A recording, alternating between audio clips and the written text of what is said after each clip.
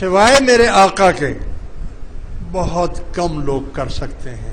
یعنی آپ عشاء کی نماز پڑھیں، سو جائیں، پھر تہجد کے لیے اٹھیں، تہجد کی چاہے 2 رکعت پڑھ لیں، لیکن پھر 10 منٹ کے لیے سو جائیں. یعنی سونا ضروری ہے، آپ سمجھ رہے ہیں نا. پھر فجر کے لیے اٹھیں تو یہ تہجد کہلائے گی. اس کے علاوہ اور یہ بہت کم لوگ کر سکتے ہیں. یہ شان صرف میرے آقا کی تھی.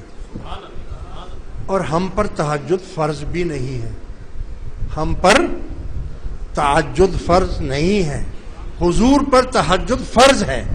ہمارے اوپر 5 نمازیں فرض ہیں، حضور پر 6 نمازیں فرض ہیں. لیکن حضور نے ساری زندگی تہجد ہی پڑھی ہے، نفل نہیں پڑھے ہیں. آپ سمجھے نا.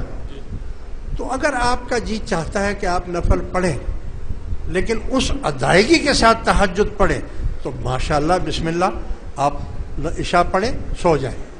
سونے کے بعد جب بھی اٹھیں تہجد پڑھیں. تہجد پڑھ کے پھر چاہے 10 منٹ کے لیے سو جائیں، پھر فجر کے لیے اٹھیں. تو یہ اصل میں ہوگی تہجد. تو ایک تو یہ مسئلہ میں نے آپ کو بتانا تھا.